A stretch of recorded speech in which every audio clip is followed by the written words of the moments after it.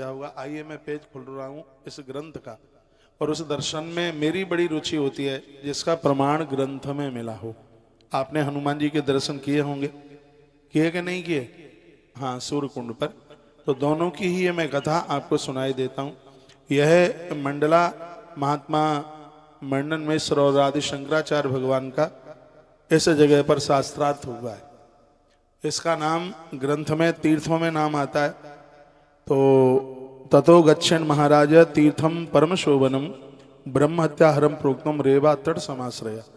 जो इस हनुमत तीर्थ सूर्य कुंड का दर्शन करता है, ब्रह्म हत्या जैसे महापातकों से वो बच जाता है।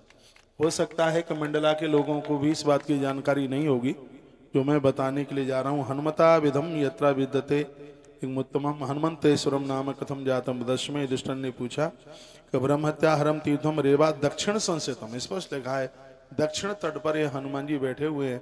तो धर्मराज युधिष्ठिर ने पूछा मार्कंडेय मुनि को कि बजरंगबली हनुमंत लाल जी इस जगह पर कैसे आकर के विराजित हुए, इसके बारे में आप बताएं हमें। तो कहा पुलस्तो ब्रह्मणः पुत्रो विश्रवा तस्य वही सुता। प्राचीन काल की बात है, महात्मा पुलस्त का एक बेटा हुआ जिसका नाम था विश्रवा। उनकी दो पत्नियां थी, एक पत्नी से कुबेर और दूसरी से रावण कुंभकर्ण और विभीषण का जन्म हुआ।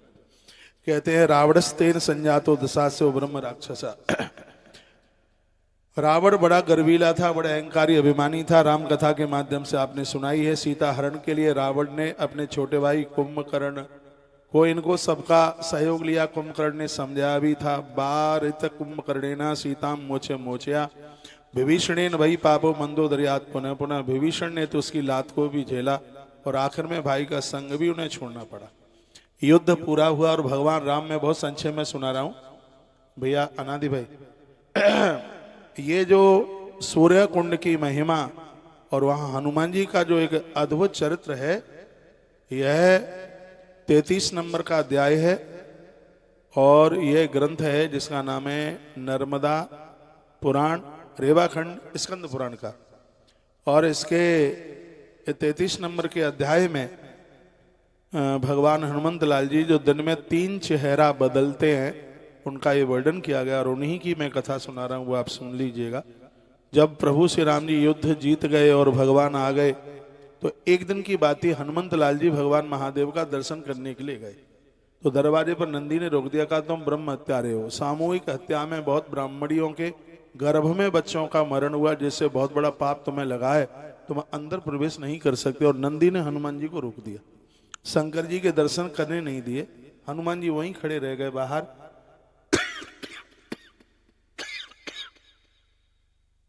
तो नंदी जी को बजरंगबली हनुमंत लाल जी पूछने लगे। मार्कंडेय जी सुना रहे हैं, कहते हैं कैलासाख्याम गता शैलम प्रणमाय महेशुता तिष्ठ तिष्ठे स्वप्रक्तो नंदना बाणरोत्तम। कैलाश पर हनुमान जी गए, नंदी ने जाने नहीं दिया। कहा ब्रह्म हत्यात्मस्तम राक्षसानम बदे नहीं, तुमने राक्षसों को मारा, उसके साथ साथ बहुत ब्राह्मणों की हत्या हुई है, जिससे तुम्हें ब्रह्म हत्या का अपराध लगा है, इसलिए तुम अंदर नहीं जा सकते। तो हनुमान जी ने कहा नंदी नाथ धर्म प्रक्षा पात कस्योप शांतिदम, मैं भगवान के पास जाना चाहता हूं, मेरी यह ब्रह्म हत्या कैसे धुले, तो मैं भगवान से पूछूंगा। पापो हम प्लवगो यस्मा सज्जाता कारणांतरात, तो वो उसका कारण बता देंगे, वो बता देंगे। तो नंदी ने कहा हम आपको बता देते हैं, क्या तुम्हें नहीं पता है रुद्र देहो भवा किम ते न सुता भूलेशस्तता सड़ा जन्म तुम द्वि गुणम कीर्तनाथ ब्रजेत। नंदी ने कहा तुम्हें ये नहीं पता है कि भगवान महादेव की देह से मृत्यु लोक में रुद्र देह धारणी पुण्य नदी मां नर्मदा प्रकट हुई है, क्या तुम्हें इस बात की जानकारी नहीं है? अतः तुम्हें नर्मदा तट पर जाकर के तपस्या करनी चाहिए, ऐसा नंदी बोले। नंदी कहते हैं मां रेवा का श्रवण करने मात्र से 1 जन्म के पाप कटते हैं। बड़ी लिखने लायक बात है। मां नर्मदा के श्रवण करने से, नाम सुनने से 1 जन्म के, नाम का कीर्तन करने से 2 जन्म के, स्नान करने से 30 जन्म के पाप नष्ट हो जाते हैं। और रेवा मैया के किनारे पर 1 माला भी भगवान महादेव का नाम ले लें तो 100 जन्मों के पाप समाप्त हो जाते हैं, ऐसा नंदी ने हनुमान जी को कहा। तत्पश्चात कहा कि हे पवन पुत्र, आप मृत्युलोक जाइए और नर्मदा मैया जी के किनारे पर तप कीजिए। जो सामूहिक हत्या हुई है, जो ब्रह्म हत्या का अपराध लगा है, राम जी को भी ब्रह्म हत्या लगी, राम जी ने उसका प्रायश्चित नैमिषारण्य में किया। और बड़े कष्टों को उठाते हुए, उस समय कोई ऐसी व्यवस्था थी नहीं, हनुमंत लाल जी इस स्थान पर उन्होंने कहा, बजरंगी मैं तुम्हें नाम देता हूं, जो इन तुम्हारे नामों का 12 नामों का यहाँ बैठ करके जब तब करेगा, स्मरण करेगा, इस स्थान पर बैठकर, उसके संपूर्ण रोग समाप्त हो जाएंगे। यह स्वयं भगवान शंकर कहते हैं। वो कहते हैं, हनुमान अंजनी पुत्र, वायुपुत्र, रामेष्ट, फाल्गुन सखा, पिंगाक्ष, अमित विक्रम, उदधिक्रमण, दशग्रीव दर्पहा, लक्ष्मण प्राणदाता, सीता शोक विनाशन। ये नाम महादेव ने मां नर्मदा के किनारे इस मंडला की धरती पर बजरंगबली हनुमत लाल जी को ये नाम उन्होंने प्रदानित किए और कहा, हे मारुति, तुम्हारे इन नामों द्वारा त्रिलोक का विपुल हित होगा, कल्याण होगा। जिस धरती पर तुम्हारे ये 12 नामों का उच्चारण होगा, वहां महामारी, हैजा, बीमारी, उस जगह पर अकाल मृत्युआं नहीं होंगी। ये भगवान शंकर का ये दिया वह वरदान है। और ये राजन, वो कहते हैं, शंकर यह कहकर उमा के साथ वहीं अप्रकट अंतर ध्यान हो गए।